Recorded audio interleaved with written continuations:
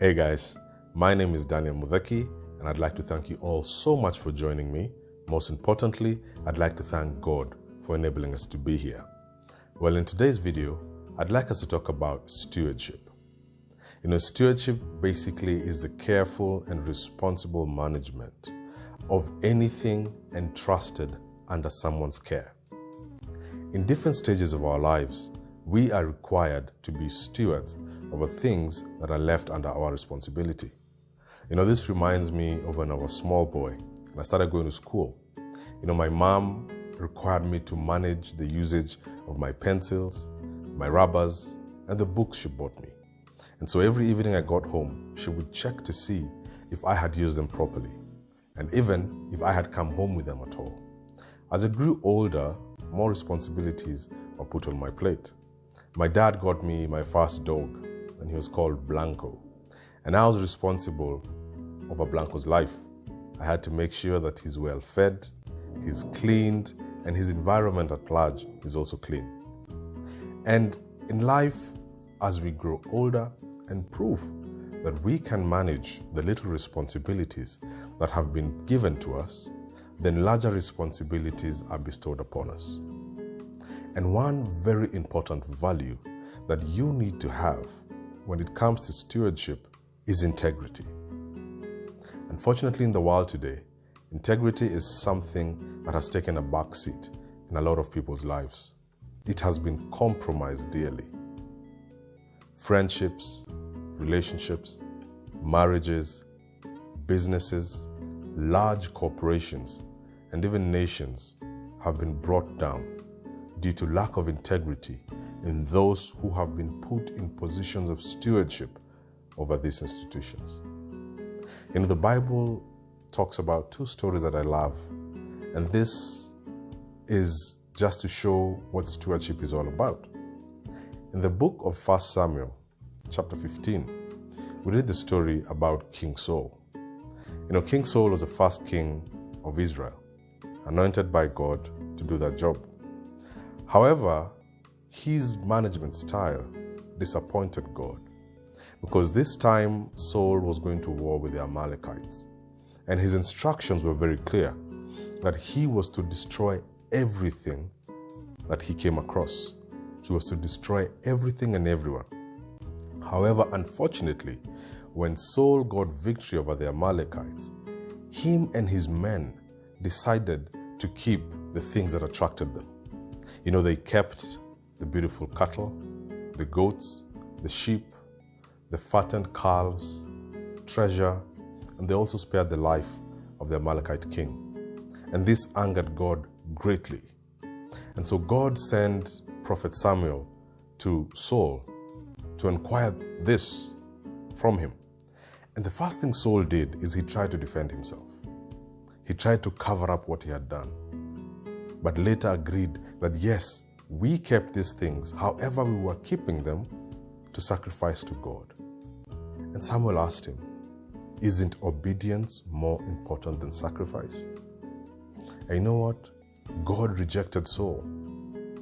And in the next chapter, immediately you read Prophet Samuel being instructed to go and anoint someone else to take over Saul's position. And this was David.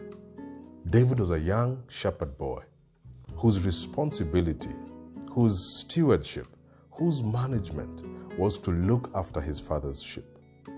And David did this diligently, the Bible says, because he fought off wolves, he fought off lions and bears in protecting and tending to the flock.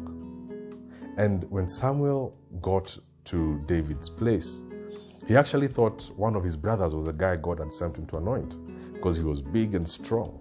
But God told him, I, God, don't judge like you men do. I don't look at physical appearance. I look at the heart. And basically, that day, David was anointed. David was responsible. David's stewardship of his flock, he did a good job. And God elevated him to be the shepherd of Israel, to be the king of Israel. Another story is the story of Joseph. You all know the story of Joseph. Joseph was sold by his brothers to slavery into Egypt. And while he was there, he got a job in Potiphar's house. And Potiphar noticed that everything Joseph did prospered. Everything he touched became successful. And so Potiphar left everything in Joseph's management. The Bible says that he was in charge of everything that Potiphar owned, and anything he was in charge in was successful. And Potiphar was pleased by this. But one day, Joseph's integrity came to test because Potiphar's wife wanted to sleep with him. And Joseph said no, but she persisted and persisted and persisted.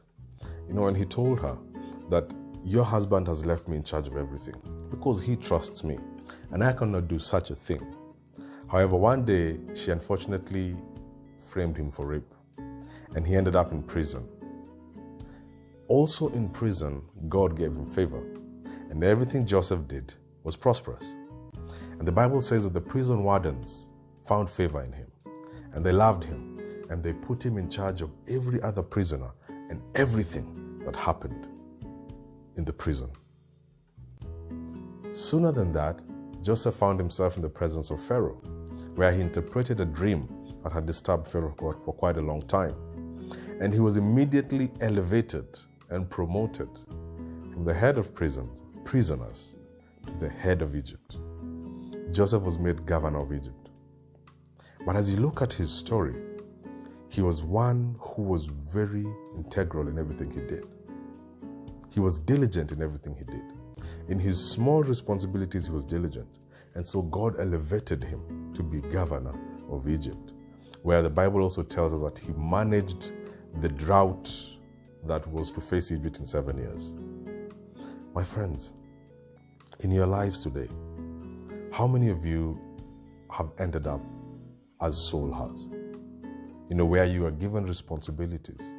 However, your obedience or disobedience thereof has cost you that job. Your lack of integrity has cost you that responsibility. And somebody else has been appointed to replace you. Some of you have taken care of the small responsibilities that you have been given, as David did, and have been elevated into larger responsibilities.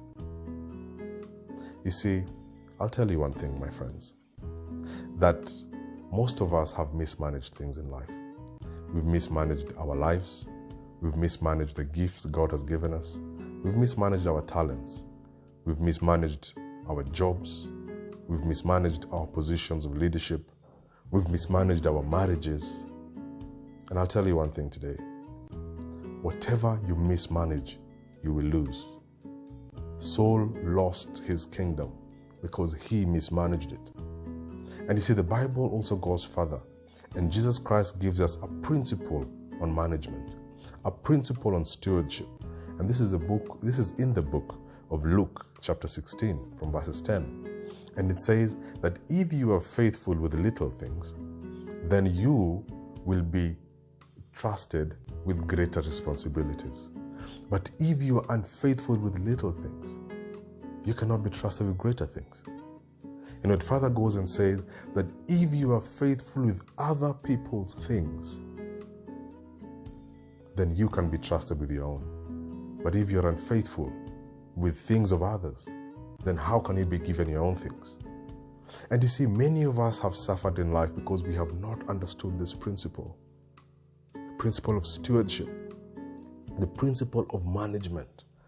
And you see, the Bible is saying, and Jesus Christ is telling us here, that if you cannot manage somebody else's things, then even you cannot get your own things. My friends, let me tell you one thing.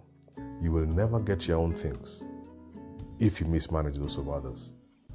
In life, basically, our earliest responsibilities are of managing other people's things, because at that point we don't have our own. And so if you cannot manage a job you're given, a small job, however small it is, if you cannot manage that, how do you expect to get your own? If you cannot manage little resources, how do you expect to manage greater ones? If you cannot manage yourself, how can you manage others? And so, my friends, I'd like you to look into your lives today deeply and examine yourselves. Examine your intentions, examine your motives, and examine your stewardship. How have you been as a steward? Have you been one who is integral or one who cannot be trusted? Have you been a person who has fleeced your company of resources for your own good? And let me tell you this, that it is absolutely important that we are able to be stewards of what it is God has given us. You know, Miles Monroe, in one of his many teachings, says that you do not get what you pray for, rather what you can manage. You don't get what you pray for, you get what you can manage. You know, this reminds me of my dad. My dad bought me a very nice toy when I was a young boy. It was an electric toy car. And so when I got a son, you know, he keeps going home and wants to play with it. And he's there asking his granddad, Babu, gimme. You know, but my granddad said he is too young to manage this toy because he'll destroy it. But when he's of age, then I'll give it to him. And that's the same thing. You run to God praying all the time. God, give me this, God, give me that. God, give me this, God, give me that.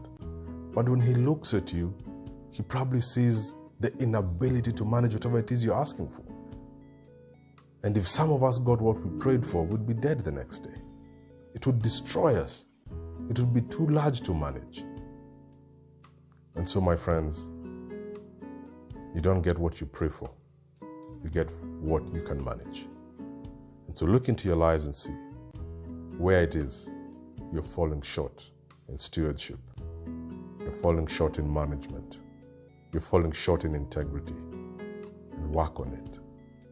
So until next time, may God bless you. If you like these videos, please remember to subscribe, like, and share the content with your friends and family. Until next time, God bless and take care.